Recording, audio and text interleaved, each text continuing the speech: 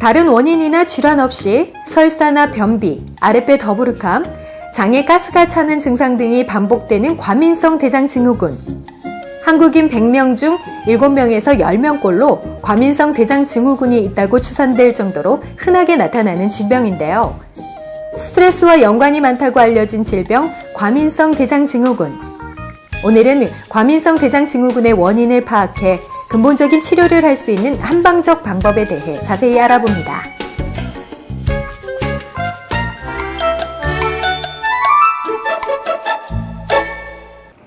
안녕하세요, 김은입니다. 공공장소에서 많은 시간을 보내는 현대인들에게 대변의 불편함은 고통스러운 일입니다. 약간의 식사나 음주 또는 긴장한 상황에서 복통을 동반한 갑작스러운 증상으로 화장실을 자주 가는 분들이라면 과민성 대장증후군을 의심해 볼 수 있다고 하는데요. 그래서 오늘 이 시간에는 스트레스에 항상 노출되어 있는 현대인들이 꼭 알아두어야 할 질병, 바로 과민성 대장증후군에 대해서 알아보도록 하겠습니다. 도움 말씀 주실 백환의원의 백지성 원장님 나오셨습니다. 원장님 안녕하세요. 안녕하세요. 원장님, 요즘 과민성 대장증후군이라는 말을 자주 듣게 되는데요. 이 과민성 대장증후군은 어떤 질병인가요? 과민성 대장증후군은 대장 내시경이나 방사선 검사 등의 검사에는 특별한 문제가 없는데 식사 후나 정신적인 긴장 상태나 스트레스를 받은 후에 복통, 복부 팽만감과 같은 불쾌한 소화기 증상이 반복되면서 설사 혹은 변비 등의 배변장애 증상을 가져오는 만성적인 대장질환을 말합니다. 네, 그렇군요. 그런데 평소에 짠 음식이나 맵고 또 자극적인 음식을 즐기는 것이 과민성 대장증후군의 원인이 된다, 이렇게 말씀하시는 분들도 있던데 의학적으로 과민성 대장증후군의 원인은 어디에 있을까요? 네, 서양의학적으로 명확한 원인은 아직 밝혀진 것이 없다고 합니다. 다만 내장 감각의 과민성이 증가되고 위장관 운동의 변화, 위장관 팽창도의 감소 등이 관찰된다고만 말합니다. 정신적 스트레스는 과민성 대장 증상을 유발하는 원인으로 알려져 있으며 통계상으로는 전체 인구의 약 7에서 15% 정도가 과민성 대장 증후군으로 의심되는 증상을 가지고 있다고 합니다. 하지만 한의학적으로는 치료에 도전해 볼 만한 질환이라서 오늘 설명드리고자 합니다. 과민성 대장증후군으로 고생하시는 분들을 보면 너무 자주 화장실을 가야 하니까 어디 멀리 외출할 때 뭘 먹기가 겁난다 하시는 분들이 많거든요. 그 증상은 어떻게 나타나나요? 네, 과민성 대장증후군은 환자마다 상황이 조금씩 다릅니다. 가장 많은 경우를 예를 들어 본다면 찬 것을 먹거나 기름진 음식을 먹거나 술이나 맵고 자극적인 음식을 먹은 후 갑자기 복부가 고통스럽고 불쾌해지면서 급하게 화장실을 다녀와야 하는 증상을 호소하는 경우가 많습니다. 식사를 하다가 중간에 화장실을 갔다 와서 밥을 먹는 경우도 이 증후군에 속한다고 볼 수 있습니다. 즐거운 식사를 마치고 운전을 하고 가다가 갑자기 길가에 차를 세우고 근처 건물에 화장실을 찾아 들어간 경험이 있는 분들이라면 대부분 공감하실 것입니다. 일반적으로 나타나는 과민성 대장증후군 증상의 특징은 복부의 불편함이 화장실을 다녀오면 편해진다는 것입니다. 그래서 과민성 대장증후군으로 고생하시는 분들은 멀리 외출을 하거나 공공장소에 오래 있어야 하거나 회의 등에 참석할 때 화장실이 근처에 없으면 무엇을 먹지 못하는 분들이 많습니다. 참으로 고통스러울 때가 많습니다. 연예인들도 예능 프로그램에서 대변을 참지 못해서 벌어지는 황당한 사건을 우스갯소리로 얘기하곤 하는데 다들 과민성 대장증후군 증상이라고 볼 수 있습니다. 네, 그렇군요. 그러면 과민성 대장증후군 어떤 방법으로 진단을 하게 되나요? 서양학에서 환자의 증상 호소가 진단의 근거가 된다고 합니다. 환자가 대변에 불편을 호소하지만 검사에는 특별한 이상이 없는데 수년간 증상이 빈번하게 나타나며 별다른 이상은 없는 경우에 과민성 대장증후군이라고 진단한다고 합니다. 한의원에서도 마찬가지입니다. 이름에서 알 수 있듯이 그야말로 대장이 과도하게 민감해 나타나는 여러 가지 징후들이라고 보시면 됩니다. 네, 그럼 지금부터는 한의학적으로 과민성 대장증후군에 대해서 알아보겠습니다. 한의학적으로 이 과민성 대장증후군을 어떻게 정의를 내릴 수 있을까요? 한의학적으로는 과민성 대장증후군이라는 말을 사용하지 않습니다. 과민성 대장증후군에서 언급되고 있는 증상들을 한의학적으로 살펴보면 몸을 보호하려는 기전에 의해서 만들어지는 현상으로 이해되고 있습니다. 설사를 하고자 하는 것은 보통 체온을 유지하려는 노력이거나 기름지고 영양이 풍부한 음식이 몸에서 사용되지 못하고 오히려 독소가 되고 있는 것을 대변을 통해 몸 밖으로 배출시키려는 경우이거나 신경이 예민해질 때 몸속에 있는 불필요한 독소를 배출시켜서 몸을 가볍게 만들려는 작용에 의해서 생기는 것으로 볼 수 있습니다. 이렇게 몸속에서 배출시켜야 하는 노폐물이 많은 것을 스스로 배출하려는 노력에 의해서 대변을 보는 것은 몸의 보호작용에 의한 현상인 것입니다. 그래서 대변을 보고 나면 속이 편해지는 것입니다. 한의학에서 대변과 관계되는 증상들을 설명한 것들로는 설사, 변비, 대변을 급하게 보러 가는데 대변이 나오지 않는 비폐급박, 대변이 갑자기 급하게 보러 가고 싶고 대변을 보고 난 후에도 항문이 빠질 듯하며 뒤가 묵직한 기분이 드는 2급 후증 증상, 대변이 묽음을 말하는 대변 당박, 음식이 소화되지 않는 상태로 대변으로 나오는 하리 천곡 현상 등이 언급되며 이들을 치료하는 처방들이 2000년 전부터 사용되어 왔습니다. 하지만 과민성 대장증후군 증상은 대변의 문제가 아닌 경우가 많습니다. 원인이 전혀 다른 곳에 있는 경우가 많다는 뜻입니다. 앞에서 과민성 대장증후군의 특징이 대변을 보고 나면 속이 편해진다는 특징이 있다고 했습니다. 즉 대변을 보는 것이 일종의 치료 기능이라고 생각하시면 됩니다. 따라서 대장을 치료하는 약으로 치료되지 않는 것입니다. 오늘 말씀드리고자 하는 내용의 핵심은 과민성 대장증후군 자체를 병으로 보는 것에 문제가 있다는 것을 말씀드리는 것입니다. 과민성 대장증후군은 오히려 몸에 좋은 현상이라는 것입니다. 몸속의 문제를 해결하려는 몸의 치료 기능이기 때문입니다. 과민성 대장증후군 환자들에게는 숨어있는 병이 따로 있는 것입니다. 따라서 그 숨어있는 병을 치료하는 것이 과민성 대장증후군 증상을 해결하는 방법이라고 보시면 됩니다. 네. 그런데 이 과민성 대장증후군의 증상을 보면 변비와 설사가 번갈아 나타나는 경우가 많은데요. 이런 증상이 나타나면 일상생활에 불편함이 참 많을 것 같습니다. 어떤가요? 네, 과민성 대장증후군은 환자에게는 일상생활을 힘들게 만드는 질환이라서 외출 시에 음식을 먹지 못하거나 긴장된 상황에서 방귀나 복통이 발생해서 급하게 화장실을 가야 하는 불편함이 있으며 실제로 급한 볼일 때문에 실수를 하는 말 못할 경험을 갖고 계신 분들도 많습니다. 네, 그렇군요. 그런데 예민한 성격을 가진 분들이 이 과민성 대장증후군에 쉽게 걸린다는 얘기를 들었거든요. 혹시 이 질병이 쉽게 나타날 수 있는 한의학적 체질이 따로 있을까요?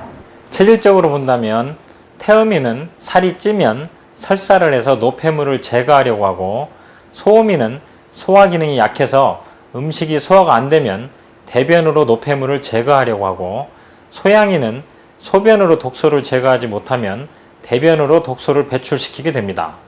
그러나 이러한 체질이나 증상에만 얽매이지 말고 근본적인 것을 치료해야 합니다. 대변을 급하게 보는 것을 병으로 보고 치료해 증상을 없앨 수 있지만 단순하게 증상이 없어졌다고 해서 근본적인 치료가 이루어진 것은 아닙니다. 지금 모든 의학이 환자의 불편함을 없애주고 욕구만 만족시켜주는 데 노력하고 있는 경우가 많습니다. 이는 근본적인 병의 뿌리를 제거하는 것과는 다릅니다. 독소가 많아서 생기는 설사라면 독소를 끌고 몸 밖으로 나가도록 설사를 더 많이 시키는 것이 의사가 할 일입니다. 다시 한번 강조하겠습니다. 과민성 대장증후군은 병이 아니라 몸을 지키는 기능인 것입니다. 이런 분들이 대변이 나가는 것을 막아버리는 치료를 지속적으로 받는다면 체중이 증가하거나 심혈관계 질환이나 혈압에 문제가 생기고 혈당이 상승하게 될 위험이 높아질 수 있습니다. 네, 그렇군요. 이 과민성 대장증후군으로 설사가 심하게 되면 지사제를 복용하는 경우도 있잖아요.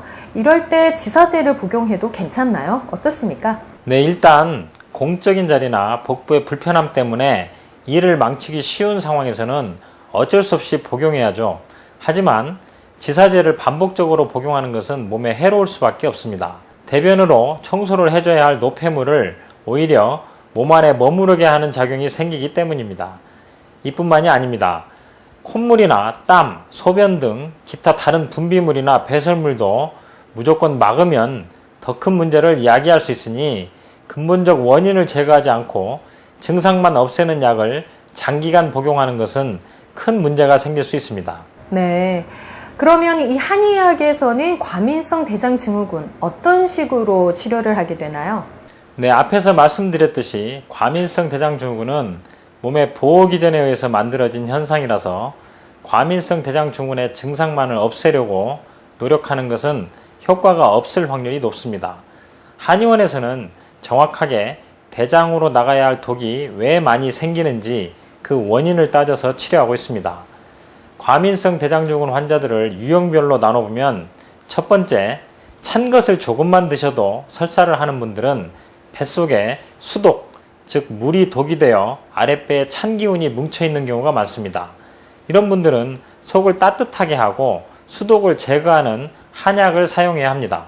수독이 소변이나 땀으로 배출이 안 돼서 아랫배에 쌓여 있는지도 살펴서 대변이 아닌 소변, 땀, 구토, 여성의 경우 생리를 통해서 수독이 잘 배출되도록 치료를 하면 좋아지는 경우가 있으니 정확한 진단에 의해서 처방을 받는 것이 좋습니다. 두 번째, 기름기 많은 음식이나 육류를 드시면 대변을 자주 보는 분들이 있습니다. 이런 분들은 몸속에 음식독이 축적되어 있어서 그런 음식의 영양을 흡수하지 못하는 분들인 경우가 많습니다. 고지혈증이나 동맥경화로 진행되려는 몸에는 영양이 제 기능을 못하고 축적되어 있습니다.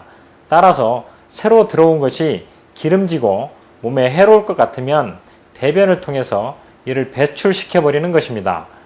이런 분들의 경우 밥을 먹다가 화장실에 가는 경우도 많습니다. 결론적으로 대장이 노력을 해서 조금이라도 대변으로 노폐물을 제거하려는 것이니 대변을 보고 나면 속이 편해지는 것입니다. 소화기능을 억압하는 노폐물인 담음이 소화관 내에 계속 머무는 사람들이거나 만성 책기가 있는 분들에게서 이런 현상이 잘 생깁니다. 뱃속에서 꼬르륵 소리가 잘 나면서 식욕이 없는 분들도 여기에 해당됩니다. 소화 기능을 개선시키거나 담음을 제거하는 약을 투여하면 좋아집니다. 세 번째로는 자극적이거나 매운 음식을 드시면 설사를 하는 분들이 있습니다. 이런 분들은 장염처럼 항문이 화끈거리는 자결감 같은 것이 생기면서 설사를 하는 경우가 많습니다. 이 경우는 매운 성분이 몸에서 빠져나갈 때까지 설사를 하고 나야 속이 편해지게 됩니다. 따라서 지나치게 자극적인 음식을 줄이는 것도 방법이지만 웬만한 매운 음식에도 그런 반응이 온다는 것은 장이 예민한 경우이므로 민감해진 장을 편안하게 안정시켜주고 장에 쌓여있는 열독을 제거해주는 한약을 투여해서 치료하면 좋아질 수 있습니다. 네 번째로는 긴장하면 음식을 먹지 못하고 복통이 심한 경우가 있는데 경우에 따라서는 토하는 분들도 있습니다. 이런 분들은 근육에 병독이 막혀 있는 경우가 많습니다. 복벽이나 복직근의 긴장이 장을 억압해서 먹지 못하고 복부 전체가 뻣뻣해지면서 심한 통증을 호소하는 경우도 있습니다. 이런 분들에게는 근육의 긴장을 풀어주고 급박하고 예민한 신경을 안정시켜주는 한약으로 치료하면 개선될 수 있습니다. 네, 그렇군요. 그런데 원장님, 이 과민성 대장증후군은 약을 먹는다고 하더라도 바로 치료가 되는 것이 아니고 시간이 오래 걸리는 경우가 많다고 들었습니다. 왜 그런지 이유를 좀 설명을 해주시죠. 네, 앞에서 말씀드렸듯이 과민성 대장증후군은 몸의 노폐물을 밖으로 배출하는 노력에 의해서 만들어진 현상이라 불편함은 있지만 몸에 큰 병이 생기는 것을 막아주는 기능을 하는 장점도 있습니다. 하지만 근본적으로 따져보면 결국 냉기가 아랫배에 있거나 음식독이 몸속에 많이 누적되어 있거나 음식을 잘 흡수하지 못하는 기능 저하가 있거나 복벽이나 복부 근육의 긴장이 심해서 소화 기능에 문제가 생긴 것입니다. 체력이 약한 사람이 운동 좀 한다고 금방 튼튼해질 수 없는 것처럼 태어날 때부터 있었던 문제를 금방 해결하기는 힘듭니다. 그래서 지금의 의사들은 과식이나 기름진 음식, 자극적인 음식, 찬 음료수, 얼음, 스트레스를 피하라고 하지만 쉽지 않은 일입니다. 사회생활을 하다 보면 어쩔 수 없이 이런 음식과 상황에 노출되게 되고 그렇게 되면 증상이 재발하기 때문에 환자들이 치료 중에도 실망하는 경우가 많아서 치료를 지속적으로 해나가지 못하는 경우도 많습니다. 증상이 없어지는 것이 중요한 것이 아니라 복진상 병독이 몸에서 다 빠져나가는 것이 중요하기 때문에 꾸준한 치료가 반드시 필요한 질병이 바로 이 과민성 대장증후군입니다. 방송에서 치료가 된다는 말을 듣고 약 한두 제로 치료가 된다고 믿고 오시는 분들이 많은데 병은 자신이 만든 것입니다. 각자 병의 강도가 다릅니다. 쉽게 나을 수도 있지만 오래 치료해야 효과를 보는 경우도 많습니다. 꾸준한 치료로 근본적인 체질 개선이 필요한 질환입니다. 네, 그렇군요. 과민성 대장증후군에 도움이 되는 음식이나 평소 생활법이 있다면 추천을 좀 해주시겠어요? 몸에 해롭다는 것은 피하시면 됩니다. 인스턴트 식품, 야식, 술, 과식, 인공조미료를 피하시면 됩니다. 요즘 MSG가 해롭지 않다고 하시는 분들이 많습니다. 하지만 사실은 인간의 본능을 뒤흔드는 아주 해로운 것입니다. 인간은 본능적으로 맛과 영양을 결부시켜서 지금까지 살아왔습니다. 고기가 먹고 싶다면 몸에서 고기에 있는 영양분이 필요하다는 신호를 보낸 것입니다. 그런데 조미료를 통해 고기의 향과 맛은 들어오는데 영양이 들어오지 않으면 어떻게 되겠습니까?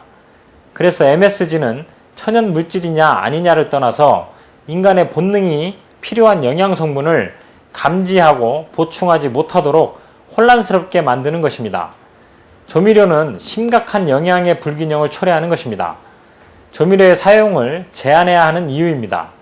최근 물을 많이 마시면 건강해진다는 말에 몸에 맞지 않게 물을 많이 마신 것이 몸속에 수독으로 작용해서 몸이 붓거나 피곤하고 대소변에 이상이 생기는 분들도 많습니다. 억지로 물을 많이 마시는 것도 병이 될 수 있습니다.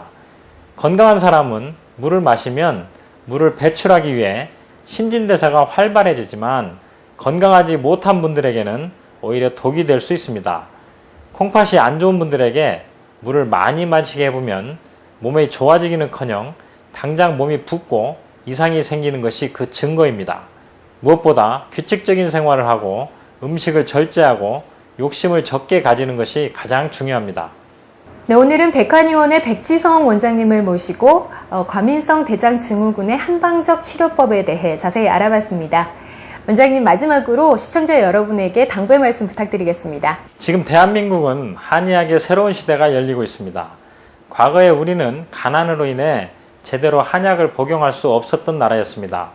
좁은 나라에서 품질이 우수한 한약재는 불과 10가지도 되지 않았습니다. 의서는 있었으나 약재가 부족했으니 침과 뜸으로 간단한 질병만을 치료하고 주변에서 구하기 쉬운 약재로 보약을 지어서 각자 다른 약을 처방하기도 했습니다. 그러나 우리는 4,000년의 가난에서 벗어나 이제 부유한 나라가 되었습니다. 처음으로 한약을 제대로 사용하기 시작했고 좋은 한약재를 마음껏 구할 수 있는 시대가 시작되었습니다. 우리 속담에 약 3첩 먹어보지 못하고 죽는다는 말이 있습니다. 그만큼 과거에는 제대로 된 한약은 비쌌고 구하기 어려웠습니다. 그러나 지금은 발전된 환경과 의학으로 과거보다 치료법이 다양해지고 있는 만큼 일상생활에 불편함이 많은 과민성 대장증후군의 근본적인 치료에 도전해 보시기 바랍니다. 네, 잘 알겠습니다. 도움 말씀 주셔서 고맙습니다. 고맙습니다. 음식을 섭취하고 난 후 복통으로 갑작스럽게 화장실을 찾아야 하는 과민성 대장증후군.